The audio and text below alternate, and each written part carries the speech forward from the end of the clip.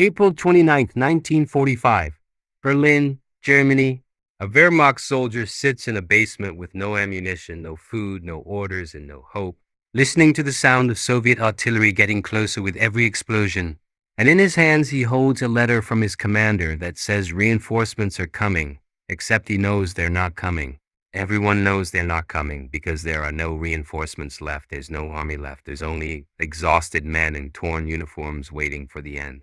And this is the story not of battles or strategy, but of what it actually felt like when the most powerful military machine ever assembled simply stopped working.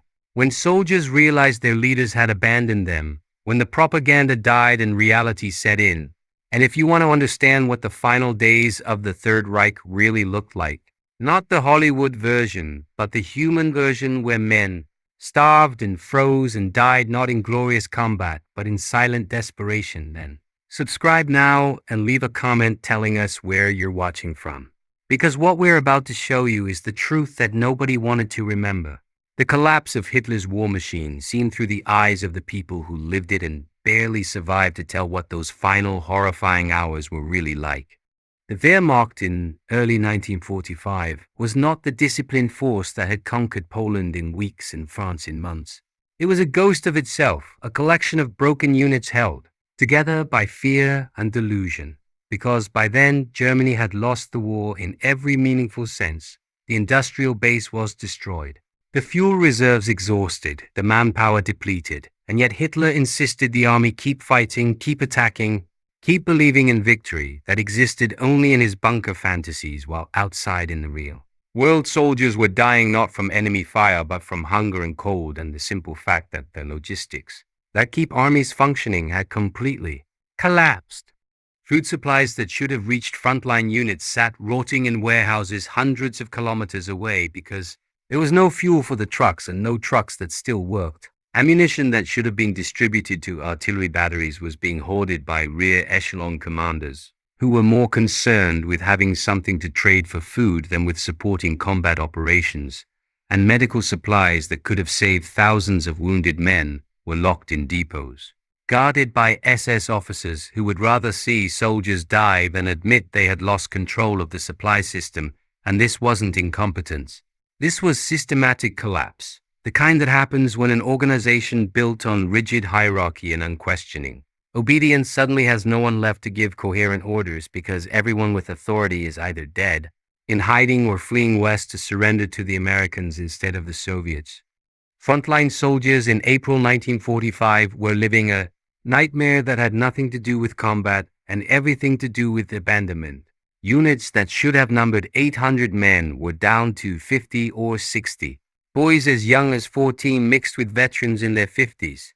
And they had been issued rifles with no ammunition, told to hold positions with no artillery support, promised air cover that never came because the Luftwaffe had been reduced to a handful of planes and even fewer pilots willing to fly suicide missions. And these men weren't stupid. They could see the truth. They could hear the constant rumble of Soviet artillery that never stopped, could see the columns of refugees fleeing past their positions, could read in their officers' eyes that no one believed the reassurances anymore. And yet they stayed in those positions because leaving meant execution by SS Feldgendarmerie, roaming behind the lines with orders to hang anyone suspected of desertion.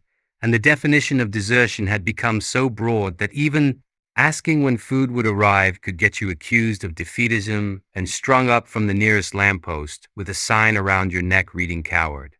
The psychological toll was immeasurable. Soldiers who had spent years believing in German superiority, in the righteousness of their cause, in ultimate victory, were watching their worldview disintegrate in real time.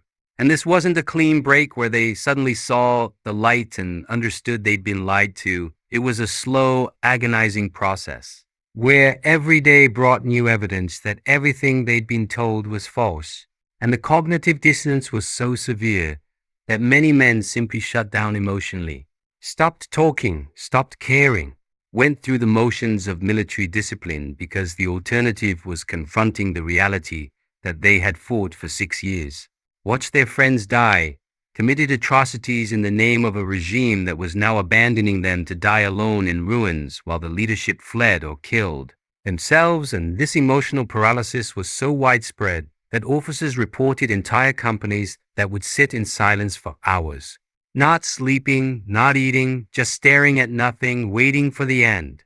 Food became an obsession that drove men to desperation.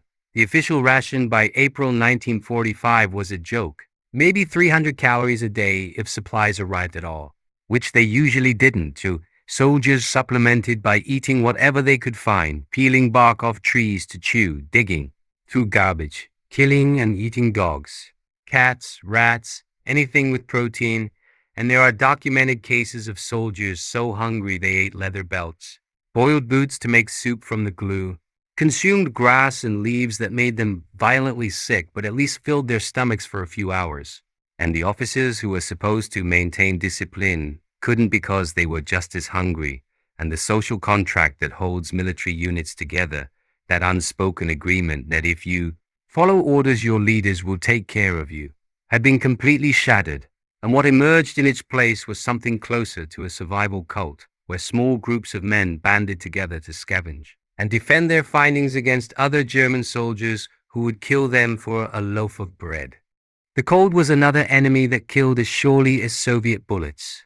Spring 1945 in Central Europe was unseasonably cold, temperatures dropping below freezing at night, and German soldiers were wearing summer uniforms because winter gear had been lost in the retreats, lost in supply failures stolen by desperate civilians, and men were wrapping themselves in newspapers for insulation, stuffing straw into their boots, huddling together in basements for warmth, and frostbite was epidemic. Entire units rendered non-combat effective not by casualties but by men whose hands and feet were blackened and useless, who couldn't hold rifles or march, and the medical system that should have treated them had ceased to function. Field hospitals were overrun, morphine supplies exhausted, surgeons performing amputations with hacksaws and no anesthesia, while wounded men screamed and died not from their injuries but from infections that antibiotics could have prevented, except there were no antibiotics. And the few doctors still functioning were making decisions no doctor should have to make, choosing who got treated and who got left to die based not on severity of wounds but on who seemed most likely to survive, and the ones who didn't make the cut were given what comfort remained and left in corners to die as quietly as possible. Communication breakdown was total. Radios that should have connected units to command were silent either because they'd been destroyed or because there was no one on the other end to answer. Messengers sent with orders would disappear, either killed, captured, or simply deserting, and battlefield decisions that should have been made by colonels and generals were being made by corporals and privates who had no training, no information, no context, just a desperate need to survive the next hour. And this led to situations where adjacent units had no idea what each other were doing, where retreats happened without anyone ordering them, where entire battalions would melt away overnight, leaving gaping holes in defensive lines that the Soviets would exploit. And when headquarters discovered these gaps and demanded explanations, the officers responsible were already dead or missing, and the explanations when they came were always the same. We had no ammunition, no food, no orders. We didn't retreat. We just stopped existing as a functional unit. And headquarters would rage and threaten and occasionally execute someone pour encourager les ultras, but it made no difference, because the collapse was systemic, not individual. The moment when reality truly broke through for most soldiers was different for everyone but followed a pattern. It was the moment when they saw something that couldn't be explained away by propaganda. Maybe it was watching a column of German refugees being shelled by German artillery because the coordinates were wrong and there was no way to call off the fire. Maybe it was seeing SS officers loading trucks with looted valuables while soldiers starved. Maybe it was receiving orders to defend a position to the last man from a commander who was visibly packing his personal belongings for evacuation. Maybe it was hearing on a captured Soviet radio that Hitler was dead and the government was suing for peace while German officers were still screaming about final victory. And in that moment something broke. The spell of authority that had kept them obedient through 6 years of war just vanished. And what replaced it was a cold, pragmatic calculation about survival. And for some men that meant surrendering at the first opportunity, and for others it meant deserting and trying to blend into the civilian population, and for a few it meant suicide because they couldn't reconcile what they had done with what they had become.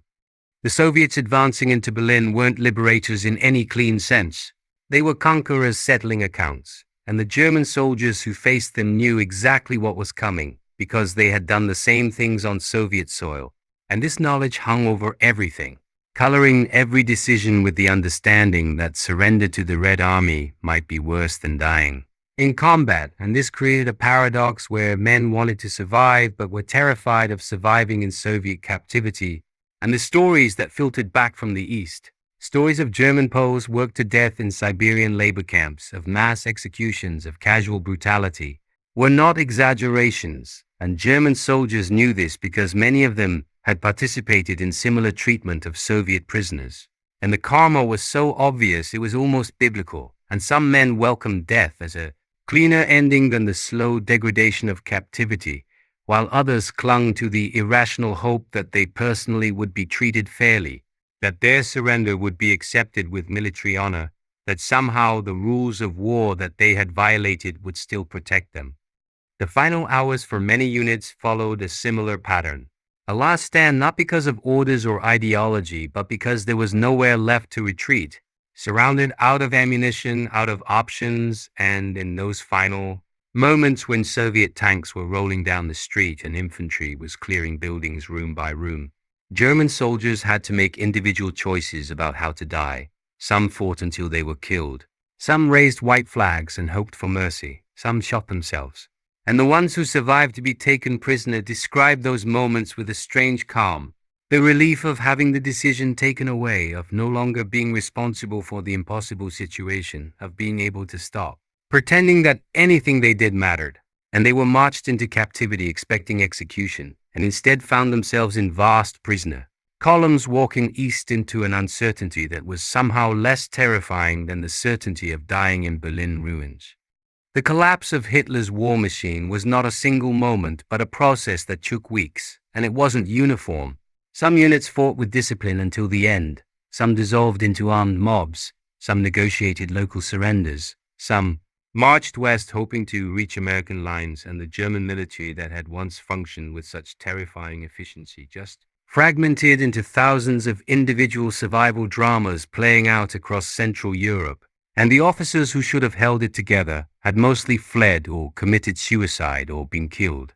And the institutional knowledge that makes armies work, the procedures and protocols and chains of command, all of it evaporated, and what remained were traumatized men trying to navigate a world where all the rules had changed and no one was explaining what the new rules were. And this confusion would persist for weeks after the formal surrender, because surrender is easy to announce, but hard to implement when you have millions of armed men scattered across a continent who haven't been told to stop fighting. And small-scale battles continued into May and even June, not because anyone thought they could still win, but because information traveled slowly and some units simply didn't know the war was over. The human cost of these final weeks is almost impossible to calculate. Somewhere between 500,000 and 1 million German soldiers died in the last 3 months of the war, most of them in defensive battles that achieved nothing, holding positions that would be abandoned hours later. And they died for a regime that had already ceased to exist, for leaders who had already fled or killed themselves, for a cause that everyone except the most delusional recognized as lost, and their deaths accomplished nothing except to briefly delay the inevitable. And this futility haunts the historical record because these weren't casualties in the service of some greater strategic goal. They were waste, pure waste, lives thrown away by commanders who cared more about ideological purity than about the men they were sending to die. And the survivors carried that knowledge for the rest of their lives, the knowledge that they had almost died not for Germany or for their families or for anything noble, but because the leadership had refused to admit defeat and had been willing to sacrifice every last soldier rather than accept the consequences of their failures. The psychological scars lasted decades. German veterans of the final battles rarely spoke about what they had experienced, not because it was classified or shameful, but because it was incomprehensible to anyone who hadn't been there. How do you explain to someone that you spent weeks starving in a basement waiting to die while your commanders fled and your government lied and your supposed comrades would kill you for a can of food? How do you convey the absolute breakdown of everything you thought you understood about duty and honor and military service? And most of them didn't even try, they just buried it, went home if they still had homes, tried to rebuild lives in a country that was now occupied and divided and wanted to forget the war as quickly as possible. And the few who did speak, who wrote memoirs or gave interviews decades later, described those final days with a kind of numb detachment, as if they were talking about events that happened to someone else. Because the psychological distance was necessary for survival, staying in that headspace of chaos and betrayal and existential terror would have been unbearable. If you've watched this far, if you understand now that the end of Hitler's war machine was not a dramatic final battle, but a slow, agonizing collapse where the human cost was measured not just in bodies but in shattered minds and broken faith and the knowledge that everything had been for nothing, then do something about it. Hit that subscribe button. Leave a comment telling us what struck you most about this story. Share this video with someone who needs to understand that war is not glory and strategy but human beings, trapped in systems that destroy them. Because these stories matter, they matter because forgetting them means we're condemned to repeat them, and understanding how the Wehrmacht collapsed, understanding that it wasn't defeated in some clean military sense, but rotted from within because the leadership valued ideology over logistics and propaganda over truth and was willing to sacrifice millions rather than admit failure. Understanding that might help us recognize when we're being asked to follow orders that lead nowhere except to destruction. When we're being told that victory is just around the corner while the evidence of defeat surrounds us, and maybe understanding the final hours of Hitler's war machine means we'll be slightly less likely to build another machine that grinds people into nothing in service of lies that everyone knows are lies but no one dares to say out loud.